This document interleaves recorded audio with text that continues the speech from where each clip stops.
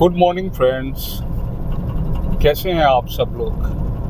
आज जनाब sunny day है और मैं इस वक्त सियालकोट लाहौर मोटरवे के ऊपर हूँ और ऑफिस जा रहा हूँ। आज की बात में आपसे दिल की बात ये करनी है कि हम अक्सर ये सोचते हैं कि ज़िंदगी की जब परेशानियाँ आती हैं कि सबसे ज़्यादा दुखी मैं ही हूँ, सबसे ज़्यादा मसले मेरे हैं, सबसे ज़्यादा लोगों में परेशान मैं हूँ। लेकिन मेरे ख़्याल में ऐसा नहीं है।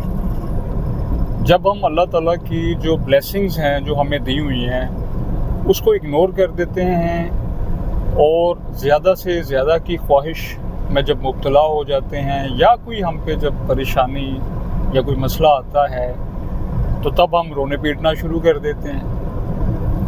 अच्छा, एक बड़ी किसी ने खूबसूरत बात कही कि अगर आप ज़िंदगी में ज़्यादा जब भी परेशान हो तो एक चक्कर आप हॉस्पिटल का लगा लें। आपको वहाँ पे बेशुमार अमीर गरीब एक ही लाइन में खड़े नज़र आएंगे। हम सारी उम्र ये जान ही नहीं पाते कि हमारे लिए सबसे अहम क्या है और अहम क्या नहीं है। Your health is very important. आपकी सेहत बहुत इम्पोर्टेंट है।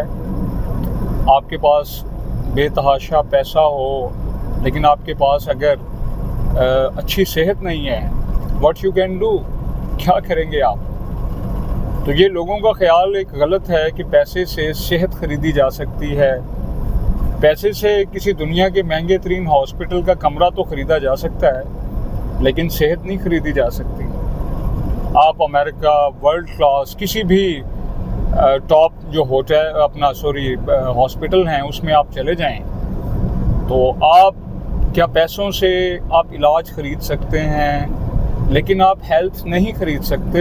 ये एक यूनिवर्सल ट्रुथ है। तो अगर हमारे पास अच्छी हेल्थ है तो we are the richest. Rich नहीं हम, बल्कि खाली हम अमीर तरीन जो है वो बंदे हैं दुनिया के, क्योंकि सेहत है तो सब कुछ है। अपनी ज़िंदगी में उन नेमतों को काउंट कीजिए जो आपके पास हैं।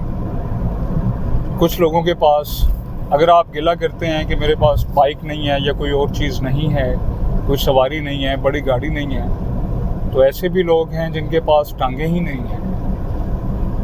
तो ये एक बड़ा डिफरेंस है। मन की दिल की क्या बात है, वो तो ज़रा सी बात पे रोने लगता है।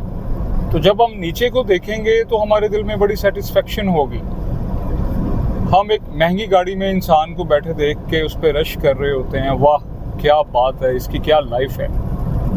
लेकिन हमें उसके प्रॉब्लम्स का नहीं पता होता।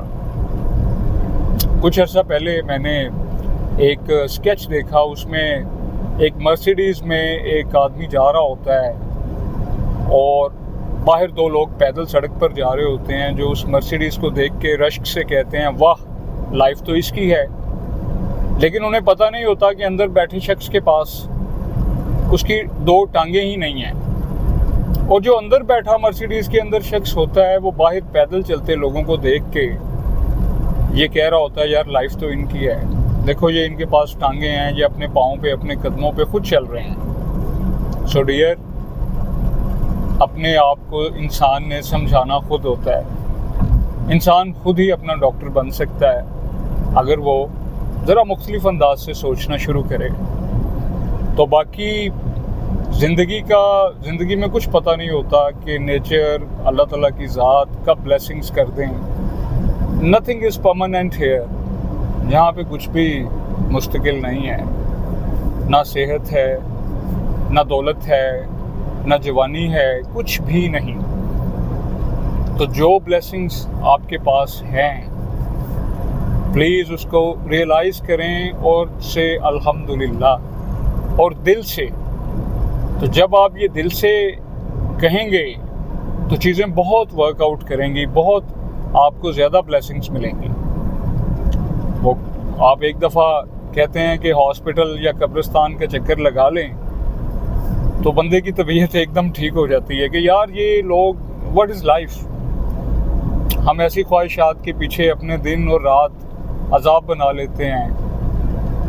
میرا نہیں خیال کہ جن کی کوئی اتنی بنیاد ہوتی ہے یا جن کی کوئی اہمیت ہوتی ہے.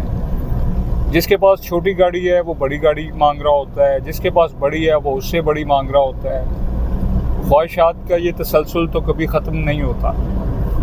اپنی خواہش کو اپنا عذاب نہ بننے دیں، اپنی خواہش کو اپنا درد نہ بننے دیں، اور ہر حال میں مسکرانا سیکھیں، آسمان دیکھیں، درخت دیکھیں، اللہ تعالیٰ کی نشانیوں کو دیکھیں، اور جو بلیسنگز اللہ تعالیٰ نے آپ کو دی ہیں محنت کرتے رہیں اور نتائج اس پر چھوڑ دیں کہ اللہ تعالیٰ جو آپ عطا کر دیں بہتر ہے. ہمیں کیا پتا ہمارے لیے کیا بہتر ہے. ہمیں تو دعا مانگنی بھی نہیں آتی، اور دعا میں یہ مانگنا بھی نہیں آتا کہ ہمارے لیے کیا بہتر ہے.